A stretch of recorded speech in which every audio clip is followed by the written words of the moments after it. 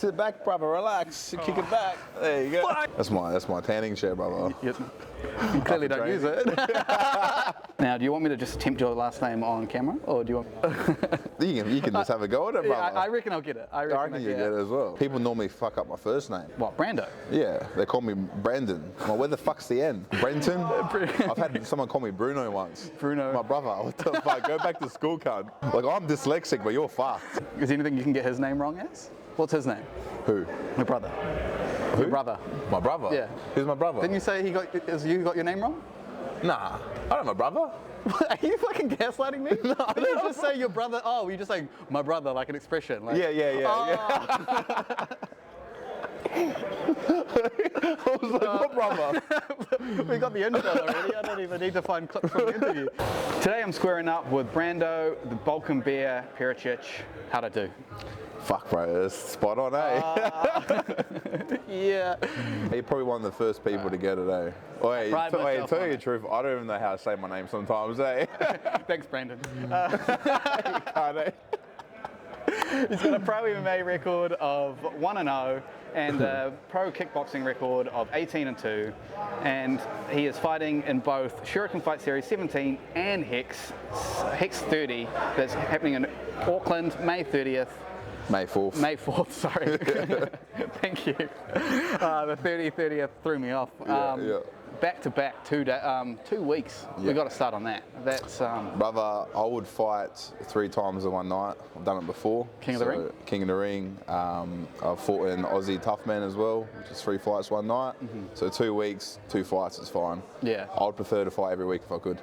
How does it work with potential damage and stuff like that from the first one going into the second? I don't think about that, bro. Fair enough. I just take one fight at a time, go in there, do my best, and then it should all work out. If you start thinking about damage and stuff, then you shouldn't be fighting. True. Fighting's not good for you, bro. You know what I mean? Yeah. Yeah, that reminds me of when Dan got a lot of shit when Volk got knocked out, and there's that video of him smiling in the background. Yeah, that was bullshit, eh? But when he said, like, I was laughing at it, it's like, what a fucking stupid job we do. 100%. Because we were all so confident, and it just goes to show, man, it takes one punch. You zigged when you should have zagged, and that's it. That's why I don't do a striking martial art. Yeah. I just don't want to be hit in the head. I'm dumb enough. Likewise. But did you go to Shuriken 16? I didn't. So I was actually sick. Just watched it on the stream. Yeah. When you're sick, you sort of don't want to be around your teammates to get them sick. Yeah. So yeah, best is to stay away. Missed out on some recon there. Because he threw some bombs when he was. So you think you're going to mimic Nav's strategy, or are you going to come in with your own? I've got my own style. You know, I'm going to worry about what I do. Whatever my opponent does doesn't really bother me. Yeah. I'm ready for everything. So I've been fighting long enough, training long enough to deal with it. Well, so that's something I find real interesting when I've chatted to other fighters. They said when they've gone in with a plan, it's been detrimental because as soon as something happens that's not in that plan, they kind of, it ruins them mentally, and then they're like, oh shit. But when they just focus on what they're doing and what they do well, that's usually when it goes well for them. 100%. I know what I'm capable of. I know my strengths, my weaknesses. You know, if someone has a big overhand right, obviously I'm going to be worried about his overhand right. I'm not going to go this way. But yeah, I'm just going to see what's in front of me and deal with it. Yeah. You know what I mean? Like, I think a lot of people think too much. It should be like a hard sparring session. You know what I mean? And this is actually one of the reasons why I moved to City Kickboxing. Heaps more bodies for me to spar, more skilled bodies as well. Back home, I had great coaching. I trained at Riker's gym, and we had some great fighters there, but it wasn't enough for me. Like, I needed more bodies. I was traveling around to Melbourne, Sydney, Queensland to get some bodies, boxing gyms. I never boxed before, but I was just, fuck it, I need some rounds, you know.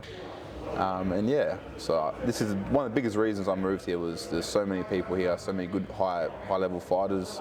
Just want to get in there and test myself. Well, so I've got a theory about the problem that you had around your weight class, and because Nav's had problems fighting opponents, you've famously, well, people know, well known that you've had multiple opponents pull out on you. I'm the most avoided heavyweight in Australasia, I think. Yeah, well, 6 last year, was it? 6 last year. There's been about 15 in total, and it's just fucking ridiculous. Some of the excuses, bro, are outrageous. So this is one of my questions. It's like, when people pull out, what do they actually say? Hey, you're scary, I don't want to fight you, or what do you actually hear? Bro, I've had personal DMs. I've had bullshit excuses like, oh, I got to work that weekend, sorry. I've had the last one was the best one. He fell down the stairs going to the airport. Was this Bombardier or This is, sorry, the one before that, Korean guy. Yeah. Bombardier was just a complete joke. His excuse was he wanted an easy opponent, and injuries happen. You know what I mean? Like I've had to pull out once before due to injury. Fucking killed me. Like I didn't want to do it, but I had to. So I understand that's going to happen. But this cunt fought the same week that we were supposed to fight. He just wanted a different opponent, and he was a complete jelly bean. So did he actually say, "I want an easy opponent"? Yeah, I respect the honesty. And the promoter is a really high-level world champion Thai boxer, and he messaged me as, "I'm so sorry, brother. This guy is weak as piss. Like I really do apologise, but he's the star of the show. We need to get him the fight." So I'm like, "Fuck, what do you do?" So, yeah. Stupid excuses, bro. So my theory is, because of the limited bodies, everyone starts gravitating to city kickboxing, all the big boys, and then now you're all on a team together, and it makes it even harder to find people. Yes and no.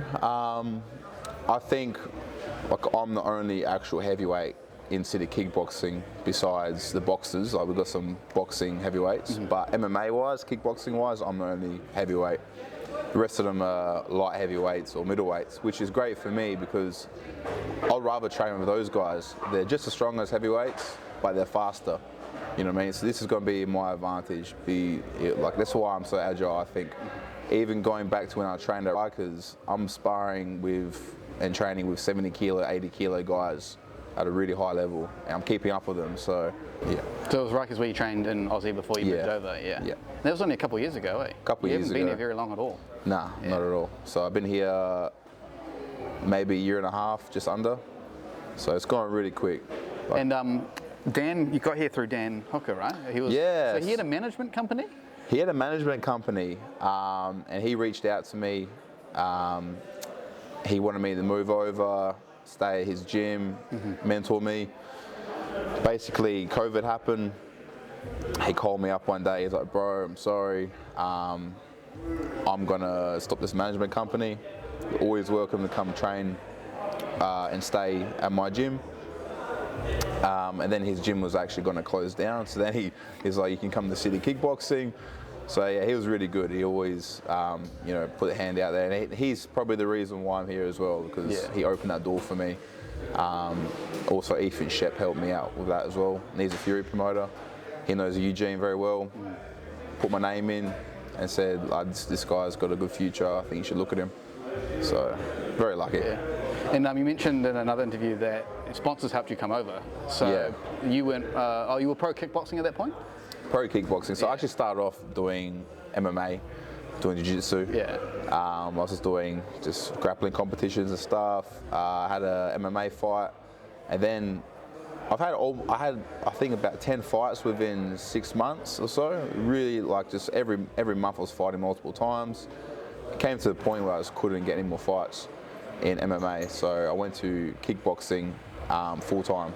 Stopped the jiu-jitsu, just focused on striking. So I noticed my striking wasn't that good as well, and I want to be a knockout artist. You know what I mean? I don't want to hug cunts on the ground. I can, but I want to knock people out and put a show on for the crowd. You know, because everyone loves a knockout, especially heavyweights. Were you quite naturally powerful, or do you feel like you had to work on the technique to kind of get there? I've been training since I was 12, doing weights and sports, and whatever sport I did, I was always good at. I was always at the top end. So I started playing rugby really late as well. I started when I was 18, straight away made nationals. I was pursuing that as a career full time. A few things happened. I got sick. I had to have an operation that sidelined me, and then just fell in love with fighting. So it's interesting that you got into rugby post school? Because most people like they play through school in the school team. Bro, where I'm from, Adelaide, South Australia, it's more AFL, soccer, a lot more ethnic wogs, Europeans, so they don't play rugby. You know, we're lucky to have a union team there. I think there's like 3 or 4 league teams, and they just like basically just mates playing each other every weekend, you know. So if you had one union team, does that mean there was no Adelaide like club rugby, and so you had to play other cities? So there was, I think, about 10 union teams. So union was alright. It was more like the posh, rich people. They liked it. But the league was like in the rough suburbs. No one really wanted to play them because they were like rough, you know, guys. And I played one game just for a joke, but they were just all fucking drug addicts and like useless, you know. It wasn't even fun. Yeah, so I just stuck to union. New Zealanders will be proud, bro. Welcome. No wonder why you fit in so well here. Bro, I actually wanted to have a game here, eh? Like get all the CKB boys and stuff. Yeah. So I'm trying to get a rugby team happening at the gym. So I reckon that'd be cool. Will they would it be ripper or touch or? Because I've tried to. You know, like touch is alright, but you want to have a fucking bit of a shoulder in there, eh? The coaches must be a bit hesitant to doing any extra. Yeah, just for the injuries, for the injuries for sure. But I don't know. I reckon it'd be cool to have a little team in here. So. Speaking of injuries and having to, when you pulled out of that fight, is it as like you kind of just want to fight and it's like that's what you spent all this time training for? Yeah. So when you do have an injury and that decision has to be made, does it take a team of people to kind of talk you down and be like, look, this is what's best for your future? Yeah, for sure. Yeah. My injury was due to Israel. Thanks, Izzy. Leading up to his Pereira fight. I think it was like a week out. He popped my ribs. Small gloves, fucking just sent it. And yeah, it's like I had no choice, you know. I had to set out. Yeah, it took a while to recover, but fully recovered now. And yeah, everything happens for a reason. So. Yeah. Were you involved in his knee one? When was that? No, but I saw it. Yeah. I saw it. Shout out to Benny Johnson. He's the one that did it, not me. So you helped Izzy on his second camp, right? Against Pereira? I was actually supposed to be at the first one. Yeah. So I came to New Zealand. I fought King in the ring. I lost in the semi-finals. I was a bit bummed out. I didn't get to train properly.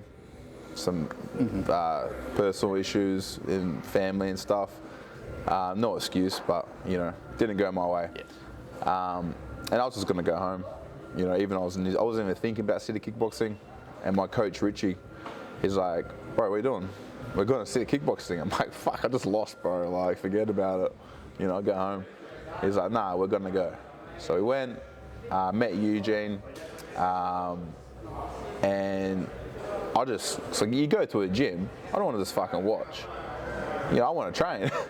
So I'm like, "You got any gear, like sparring gear?" He's like, "What? You just fought last night?" I'm like, "Yeah, but I'm here. I might as well fucking train." He's like, "All right." So yeah, I did some. It was a Saturday, so I did some hard sparring rounds. Actually sparred with Izzy as well, first time. And then yeah, bro, he took me down, had me against the wall. And he's like punching me. He's like, "Bro, like I want you to come back here. I want you to come for my camp." What? He's hitting you? Yeah, bro. He's hitting me. I'm like this. I'm like, "Oh, really?" And then I like get up, and then he's like, "Yeah, bro, like sort it out. Like I hope you come over." And I'm like, "Fuck, bro. Like I really want to. I've just got some family things I need to deal with.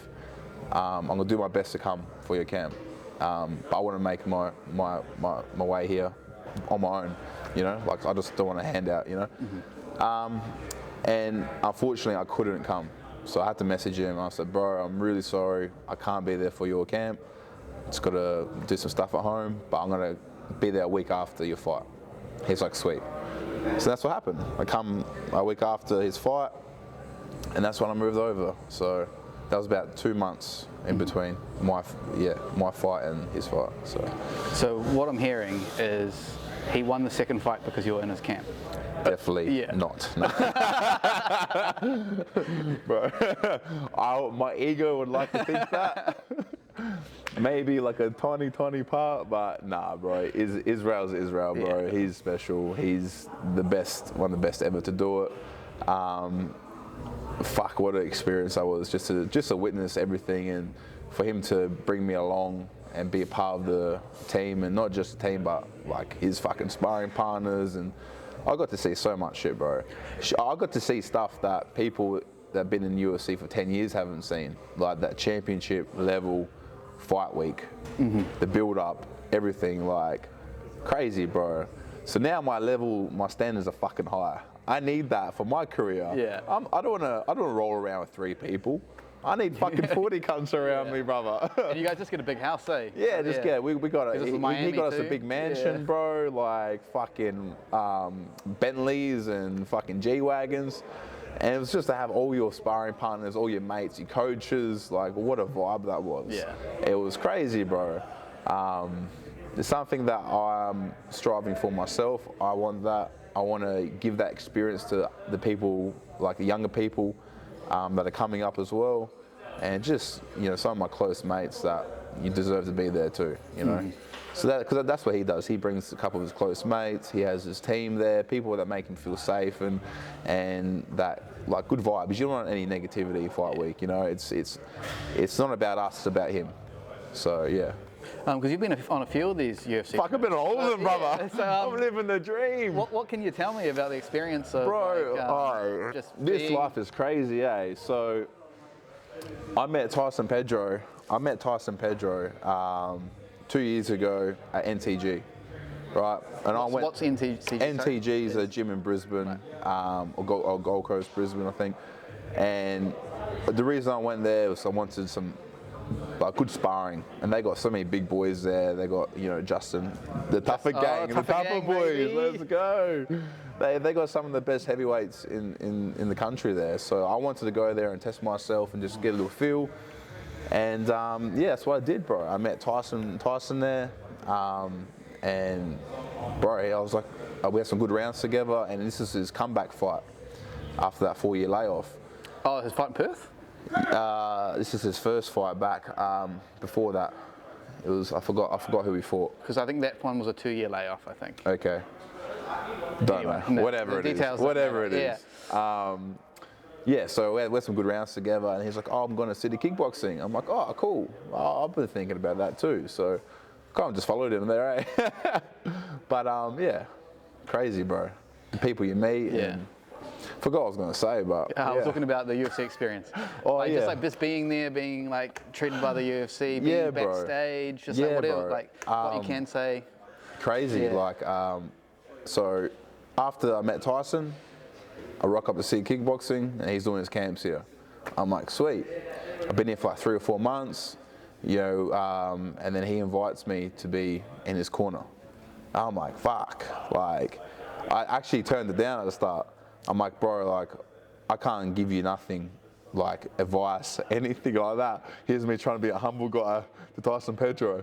I'm like, bro, I appreciate the offer, but I want you to take on the coaches or someone higher up than me for your sake. I want you to win. It's about you. He's like, I don't need you to say anything. Shut the fuck up.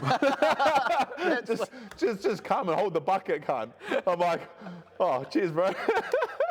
He did it for me to give me that experience before I make my debut, to have that walkout. And fuck, bro, I'm glad he did it, because he's such a professional. See how he takes fight week and the camp. He's like one of the hardest workers I've ever seen. I'll remember the walkout forever. Like, he's in front of me. I'm that guy in the background, like recording. He was like this, singing to the song, and you could feel the crowd. You can feel like 19, 20,000 people just screaming.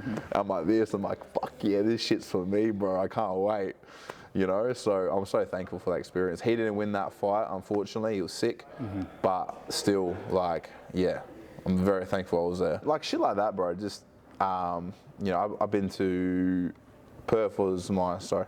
Oh, sorry. I'm going to save that. Perth was my first experience with the UFC. I was in Tyson's corner. And then I went to Miami I went to Sydney. So I've been on like 3 trips now. Well, 4 trips. Vegas. I was in Vegas. Fuck, bro, what a life. Crazy. And it's just to see it, bro. It's crazy, bro. And I haven't even fought yet. You know what I mean? So, yeah, it's been very. I've been very lucky. So, I'd say I'm jealous, but after subbing, getting punched in the head, yeah, I'm not. Bro, I'm a pussy. Bro, I was in Vegas for Tyson's fight. You know, obviously I'm the body. He's bringing me over because I'm a training partner. Fucking Dana White walks in, right, and we're like mid drilling shit. Like I'm just a body for him, and he's fucking punching me, kicking me, and I'm like trying to defend myself. Tyson's on, bro. He's like, fuck, he's on. And I look over, and the boss is there, Dana White, looking. I'm like, fuck, I'm getting bashed from Dana White. This is not good. And the round ended. I'm like, thank fuck. I really want to go over and like talk to him, but obviously I'm not gonna do that. Imagine if you're like, I can't take a hiding, and then just went, Bro, I'll never do that. I'll never. That's just fucking ego, bro. So one of my favorite things about you is you just have this contagious gratitude for this lifestyle you live. Yeah. Like I mentioned when we were setting this up, you're like, oh, I don't know how much of a long weekend you get on holiday. And you're like, mate, I'm living the dream. I absolutely love it. Like, Yeah, it's so bro, cool. every day's a holiday for me. It's going from working security, working construction jobs, fucking working on fishing boats, trying to just do the 9 to 5 thing. Like that shit was not for me. I did every trade you can think of. I really tried to finish apprenticeships, couldn't do it. Even though, hard, man. Oh, yeah. Bro, even like I was a sprinkler fitter, right? I was a 2nd-year apprentice. I was making like $2,000 a week. In like industrial? Yeah, or yeah. So like gardens? fire protection systems. Shout out Aquafire, Tuko. Sponsor the man. Yeah, he did sponsor me back in the day. Sweet. Yeah, he was one of my first sponsors. But yeah, like I was making $2,000 a week as a 2nd-year apprentice, bro. Yeah, that's. Fuck the money, bro. I want my happiness. I've got something special inside me. I know I can be a UFC world champion, and it doesn't matter how much I've tried to run away from it. I always get pulled back. Like this shit's for me. Like I'm born fighter. I'm a born fighter. So this is what I have to do. Just dedicate my life and just give it everything.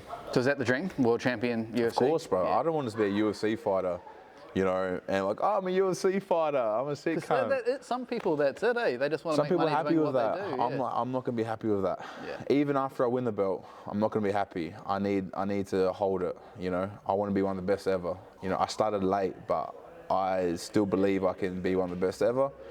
And I want to inspire the next generation as well. Because, bro, one of the biggest things, when I was younger, I got told I was too old. I was 16, bro. I was in a boxing gym. I was fighting fucking grown men from the army, and I wasn't knocking them out. I was dropping them and I was rocking them and stuff. And people were like, oh, you're too small. You're too old. You're not gonna. Because they could see something in me, and they didn't want me to outdo them. So they sort of shit on you and I was just a young kid. I don't know. Yeah. You know, even my uncle was like, oh yeah, it's probably not for you, because he was a boxer, and he had a family and he stopped boxing, and you know, so he sort of put that on me, like, oh, you can't do it because I couldn't do it. You know, it's bullshit. Well, you alley-ooped me that one, because I wanted to ask with Tyson Pedro and Izzy and stuff, and how they've been that kind of guiding light for you. They're my big brothers, bro. I look up to them so much. Yeah. Do you feel like you're in that position now for the younger people at this gym? Nah, not yet. I still feel like a baby myself, brother. Yeah. You know, I'm very new in this sport. I haven't fought for ages. You know, I haven't fought MMA for almost 5 years or 5 years. Kickboxing I haven't fought for a year and a half, 2 years. So I've got a lot to achieve before I can be that mentor for other people. You know, I really got to focus on myself, focus on my career, and there's so much talent here, young guys that are going to be like really high class, if not world champions in the UFC. I think you're selling yourself short. because the perseverance, the perseverance you've shown, just like through all the fights that have fallen through, and you're like, no, I still want this. I still want this. Bro, Some people throw on the towel at that. I've waken up many days wanting to give up for about 5 minutes, and then I'll just laugh. I'll say, fuck that. Yeah. What am I gonna do? Like, go fucking rob a bank or some shit? Like, get a 9 to 5? Fuck that, bro. I'm gonna do this shit until I'm 60. Yeah. And if I get brain damage, too bad. Like, I wanna make my family proud, myself proud, my country's proud. Like, I've got so much I want to do. You know what I mean? And I couldn't live with myself if I didn't do it. You know what I mean? Because it's the easiest option is to give up. It's the easiest option in the world. You know, I've had so much shit thrown at me in life, and I've just put my head down. Maybe I've slacked off for a bit. You regrouped after a week or whatever, but I'm always coming back. You know. No, especially not being in the combat sport, just as a person to person, I just respect that. So I appreciate that, bro. Thank you. It's a hard life, man. It's a real hard life. You know, to know that a lot of fighters don't make money in fighting. They have a career. They struggle throughout their career. They're 40 years old. They got to retire. They got full of injuries, need surgeries, and they got no money. I'm not doing this for money. I'll sleep on the fucking street, bro. I don't care. You know, I grew up on the street. I don't care, bro. This is not for money. This is, I believe I'm the best. I want to show the world I'm the best. If money comes, sweet. Yeah. But I'd rather just not cunt out, eh? Yeah. That's basically the heavyweight weight class. Like, everyone just likes to swing, stand and bang. Yeah, I'm all bro. for it. Yeah. Yeah, for sure. Do you think the heavyweight kind of style of fighting is changing? It's not kind of stand and bang anymore? For sure. And like, I see myself as like a Cyril Gane, like Tom Aspinall type of fighter. You know, I can be a brawler as well, but I'm very agile and I haven't really showed it that much. So I want to knock people out. Let's go. We're going to hit some pads. You can show me. Yeah, we hit some pads, bro. Do the old leg kick trend that's happening at the moment. Leg kick. I respect leg kicks. For sure. That happened to Junior, tougher. For sure, bro. They're brutal. The calf kicks are next level. Yeah. Fucking Dan spun me around a few times with a calf kick. Like, now I know how to defend them. It's good, but I didn't know when I first came here. So. And it's a relatively new thing. Like Mike Bisping said, he went through his entire career and he never experienced one. Crazy. Yeah. It's great. But in saying that, like, even body shots, bro. Like, you don't see many body shots in MMA. The best example, I think, was Peričić versus Cormier. Like, that was fucking nice, bro. Body shots are good. When you drop someone a body shot, it's nice. Yeah. I like the correct pronunciation of his surname there as well, Peričić. Everyone calls him Jocic. Yeah. I don't know if it's correct or not. Because he is Croatian, eh? He is, yeah. It's funny when I heard him talk, like you hear the surname like that and you think he's going to be from Croatia, but he's American. But that's the same as me, bro. Like, I was born in Australia. I'm a fucking Aussie, bro. Like, I barely speak Croatian. Like, I understand it a little bit, but yeah. Like, other people come up to me all the time and speak. I'm like, for fuck's sake. And then Brando Peričić, you know, like I don't know how to speak. Like, you know, I just do that. It's easier because like I can like struggle for a conversation, but then I'll miss half of it. And it's like, fuck, just speak English, bro. But that's something I actually do want to learn is how to speak, because I got a lot of support overseas. So, yeah.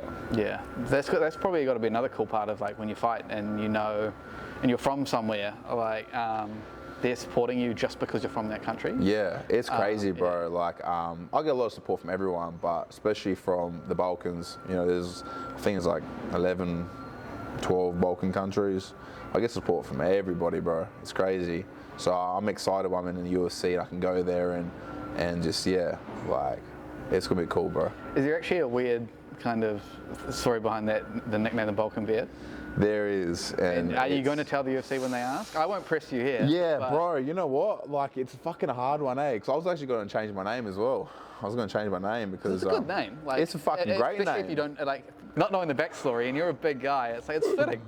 But, yeah, no, like, it's just like, because I don't actually speak, so, like, I get a lot of support. Oh, you feel like you're misrepresenting. Yeah, bro. I was like, fuck, I don't even speak that well, so I shouldn't even be representing, but it's in my blood, bro. You know what I mean? I'm proud of my heritage. I'm proud to be Aussie as well, you know, but it's like, yeah, my grandparents went through a lot to give me an opportunity to be here today. My parents as well. So I wanna make them proud, you know. But that name, it's got a good fucking story, but I just can't say it because it's like, fuck, maybe I won't get married one day if they find out. I don't know. Maybe someone could pay me a very nice amount of money. And it's going to be interesting to see if you're willing to cross that bridge when it's the UFC asking. It's like, oh, it's just, I don't know. I've got a lot of kids watching me and shit. It's not really PG, so it's. My uncle gave me the name. Right. Yeah, I was in. Yeah. We'll leave it there. Just leave it there, bro. But did you have another one picked out, or you didn't get to make a flip, or you still just knew you wanted to change it and you didn't have it? Nah, I went by my name. People couldn't say my name. Right. So then I was like, oh, the Balkan Bear. And then they couldn't call me Balkan, so they call me Bear. And now I'm the fucking Bear, you know. And that's just what everyone calls you now, eh? Yeah, call me Bear. Yeah. And it's like, when someone calls me Brando, like I don't even look half the time, bro. I'm like, yeah, it's funny. So I've got a game I like to play. Normally I do it at the beginning to break the ice, but we just bloody took I'm like very fire competitive. Fire, mate. No, very competitive. It's not. We're not playing each other. Okay. Only you're playing. Well, that's shit. I want to beat you, bro. Mate, we can do anything. I think you'll smash. Like, get back on this shit. I might roll off the back. Otherwise, look.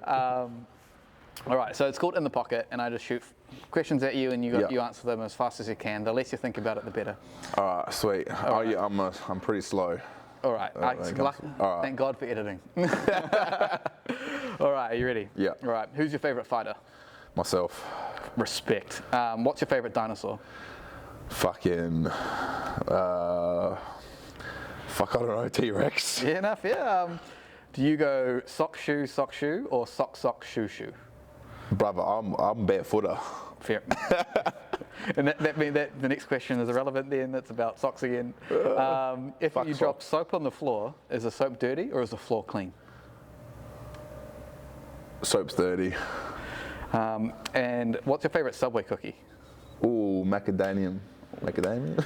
How do I say it? Then macadamia? How do you fucking say it? Macadamia. Macadamia, yeah. Yeah. Macadamia. White chocolate macadamia, I think it was cookie, yeah. And in the serious questions, what's something you're really bad at? Ooh, reading. Answer the same thing. And what's something you're proud of but never get to brag about? Fuck, I'm probably the only person you ever meet that's good at basically everything. Nah. I'm pretty good at spearfishing. Oh yeah, you've actually got a share spearfishing story with Doug Viney, don't you? Yeah. Fuck, that can't. Almost eaten by a shark because Well, of that's him. the story I'm talking about. In my intro, I was going to call you the shark slayer. Fuck, bro, this cunt's fishing for snapper, and I'm spearfishing trying to get a kingy. He's gutting fish, fucking chucking the guts in the water. Yeah. And this fucking bronzy comes up to me, bro, like basically bumps into me, like an arm length away. And then I almost got attacked by a shark. Well, I did. And it keeps coming in at me. I'm fucking pushing it away, poking it with the spear. I'm like, no. Because they usually go after the first poke, don't they? Bro, crazy. This cunt's one of Look good, bro. Yeah. First time ever I've been like actually scared in the water. It was the only time this happened as well? No, I've seen heaps of sharks, but none of them come at me like that, bro. Yeah, because they're like your opponents, bro. They're like, no, I'm good. Yeah, basically, pull out.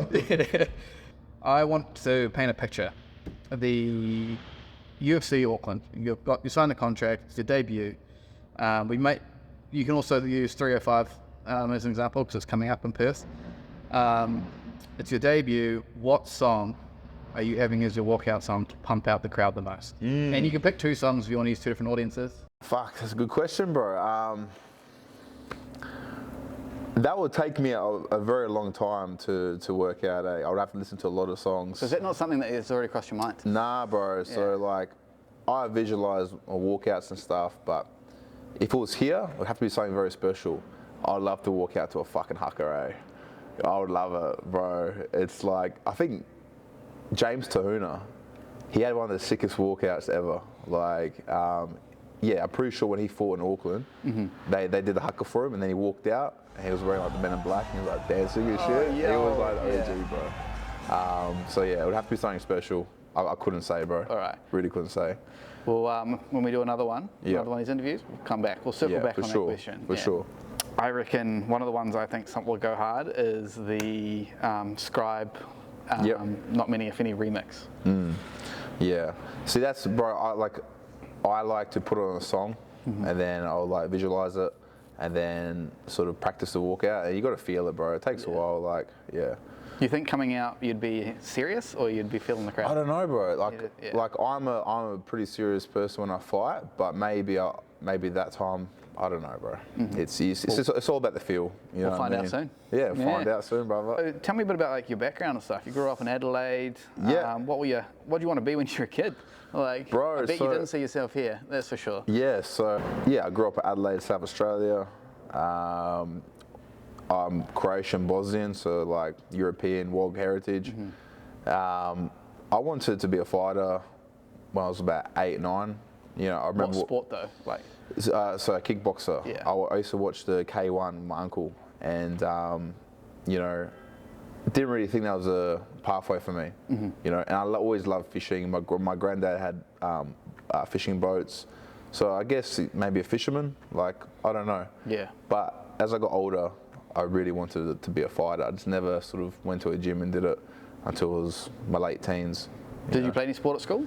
Played all the sports, bro. Just everything. You like being active? Played fucking lacrosse and shit as well. Like, I remember I got suspended because I smacked some kid in the head with the fucking. I thought that was legal, as long as you had 2 hands on it. Oh, or was it not in the game? Not in school, bro. Not in school, bro. I fucking sent him. He was like one of the bullies. I was like, fuck you, bang. Yeah. So I don't know. Yeah. Played everything, bro. Yeah, kickboxing in New Zealand, like I'm starting to do some research on it, but it's been a massive part of the culture. Yeah, for sure. With like people like Mark Hunt coming up, and with Balmoral Liga, that's kind of where it all started. It's one of the reasons why I wanted to come here, because Australia and New Zealand is known for striking, and in my head growing up, the toughest people were in New Zealand. You know, like warriors, like just thick fucking cunts that want to fight. So that's where I always wanted to go. Even as a kid, I wanted to go to New Zealand. You know what I mean? Yeah, I don't know. It's like, I think the culture here is very similar to my culture back home in Croatia. Like, Croatians love to fight, you know. So that's, I don't know, maybe that's why I get along with the locals so much.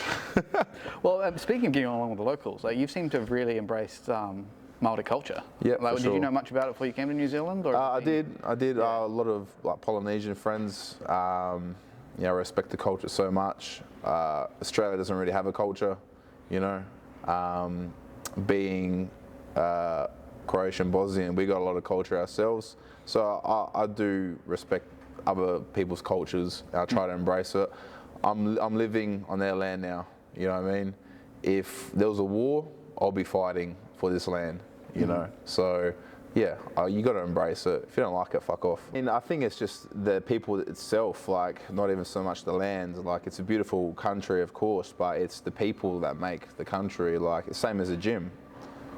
It's a big gym, it's a nice gym, but it's the people that make the gym, bro. Without the people, it's nothing. Some of the nicest people you ever meet. Maori and Polynesians, and yeah. So I've heard you kind of, when you talk about the other fighters in this gym, the other pro fighters and stuff, it's interesting, something I've noticed is then when you talk about yourself, you don't kind of use the same words, and it's just, like, it feels like you don't hold yourself to the same level of dedication or something.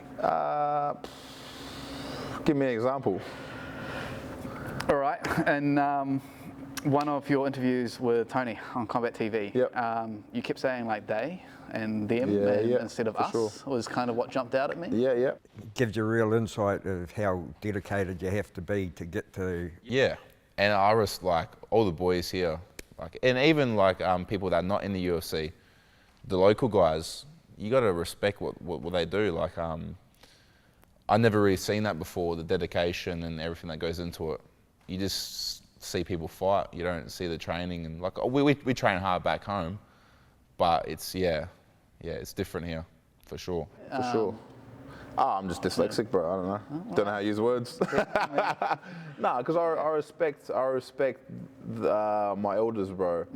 I respect other people around me. People have been here longer, who train harder. There's some people here, bro, that you can't outwork. You know, they're just they're next level. So I don't know. I just put respect on people, bro. I think Polynesians as well. They're pretty humble, bro. Like they're always a humble, like oh nah, you know. I'm the same like that. Yeah. I got nothing to prove. I know what I can do, and you know I try to. Maybe I sell myself short sometimes, but deep down, no. You know. Yeah. Like it's like I hate people that are arrogant and like fucking I'm the best, and they shit on everyone else. It's like yeah, cool, bro, whatever. You know, I'll fucking knock you out. Do you think that kind of level of dedication, these people at next level, do you think it's learned, or do you think it's just something that these people just have? No, it's learned. It's yeah, maybe they have it, but I know for myself, like it's something that I've always got to strive to be better at. You know, so over the years I've been getting better and better. But some people have been here, training 10, 15 years, bro. I've been training for like 5 years. You know what I mean? And then had a break because of COVID and stuff. But yeah, it's a mixture of things, bro. I can't pin it. Yeah. Well, thanks for taking the time to sit down and chat. Don't want to talk anymore. Oh, no, bro. You can catch Brando fighting in both Shuriken Fight Series 17 and HEX 30. And if you want to get tickets, they can come to you, right? You selling come to tickets? the gym, go online. Yep. For both? For both, bro. Both. Yep. I don't deal with tickets personally. The gym deals with it, so yeah. Don't DM Brando. Yeah, please don't for DM tickets. me. I won't reply. But give him praise. And if you like these interviews, please like and subscribe and keep them coming. Thanks for sitting down. My brother. Me, bro. Thank you very much. No worries. Till the next time.